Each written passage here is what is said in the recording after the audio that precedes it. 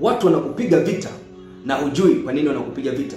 Mtu wa Mungu, ni kwa sababu haujui ni kitu gani ambacho umebeba ndani yako. Ni kwa sababu haujui Mungu ameweka nini ndani yako. Hebu tuende pamoja tusome kitabu cha Ufunuo sura ya 12 kuanzia ule mstari wa kwanza. Tunaona pale alikuwa mwanamke mmoja ambaye alikuwa na ujauzito. Huyo mwanamke, Biblia inasema kwamba juu kulikuwa na jua, amevikwa jua, lakini kwenye miguu yake kulikuwa na mwezi. Bwana Yesu asifiwe sana. Alikuwa ni mwanamke mjauzito, lakini huyo nyoka hakuwa na shida na jua, wala hakuwa na shida na mwezi, wala hakuwa na shida na huyo mwanamke. Angalia Biblia inavyosema shida ambayo alikuwa nayo huyo nyoka.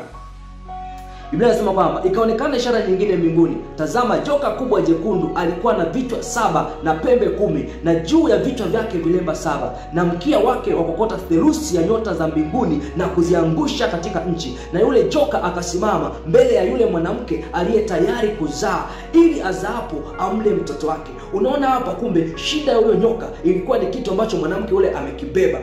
Na tunaona kwamba hata mwanamke alipoanza kukimbia kujiokoa, ni kwa sababu nyoka alikuwa anataka kumwangamiza. Kwa sababu gani? Kwa sababu amemkosa mtoto. Bwana asifiwe sana. Kwa hiyo kuna wakati kwenye maisha yetu haya unaweza kaona unapigwa vita kila mahali. Watu kama wanakukataa, watu wanakupinga. Kila unapojitahidi kupambana, kufanya mambo yakae sawa, mifumo kama inakuwa inakukataa, hata watu wa karibu wanakukataa. Yaani mambo yako yanakuwa yanapigwa vita sana. Ni kwa sababu adui anajua ukishafanikiwa hilo yai likaweza kuzaa, huyo mtoto ambaye umembeba ndani yako akiweza kuzaliwa, anajua kwamba dunia inakwenda kukombolewa.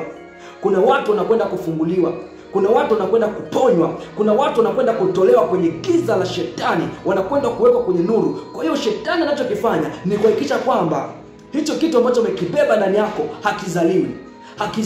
Kwa anakutengenezea mazingira ambayo utakuwa uko busy kurukaruka huku na huku, ili usipate muda wa kuatamia hilo yai liweze kuweza kuzaa. Kwa hiyo anakuwa kwenye mazingira ya pressure, mazingira ya vita, mazingira ya upinzani, ili mradi tu kisizaliwe. Na kama kikizaliwa, anakuwa anainua vita sasa na kisasi kwamba kwa nini kimezaliwa, ili kutaka kujaribu kukiharibu. Lakini nataka nikuambie mtu wa Mungu, somo hili halija kwako kwa bahati mbaya. Ni kwa sababu kuna kitu ambacho Mungu anataka kizaliwe ndani yako. Kama jinsi ambavyo huyu mtoto alizaliwa ambaye adui alikuwa anamtaka, ndivyo ambavyo hicho kitu ambacho kiko ndani yako kitazaliwa. Kwa jina la Yesu nakuombea, kila kitu ambacho adui amekuwa kikizuia ndani yako kwenye maisha yako kuzaliwa, kizaliwe sasa kwa jina la Yesu. Kizaliwe sasa kwa jina la Yesu.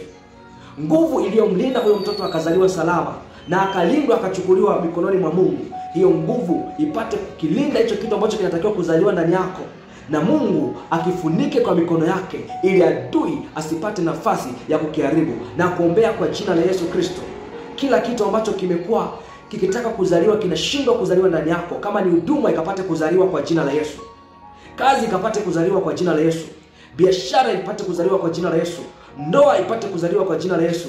Kila kitu ambacho imekuwa ni shauku yako, natamani kizaliwe, na kuna majira unaona kabisa unataka kuzaa, alafu ghafla kinajifunga, kwa jina la Yesu Kristo, mtu wa Mungu, na kuombea kwa mamlaka ya jina la Yesu Kristo, ile nguvu ya Mungu iliyowezesha huyu mwanamke kuzaa salama licha ya kwamba alikuwa mbele ya huyu joka mwenye vichwa 7, kwa jina la Yesu ikuwezeshe kuzaa kwa usalama. Na kitu ambacho utakizaa, biashara, ndoa, uchumi, kampuni, mradi, kitu chochote ambacho utakizaa, Mungu akilinde kama alivyomlinda huyu mtoto, awe salama. Na kulinde na wewe pia, kutengenezea mazingira salama ya kuwa salama siku zote, ili kitakachozaliwa kiweze kunufaisha dunia yote, kwa jina la Yesu Kristo.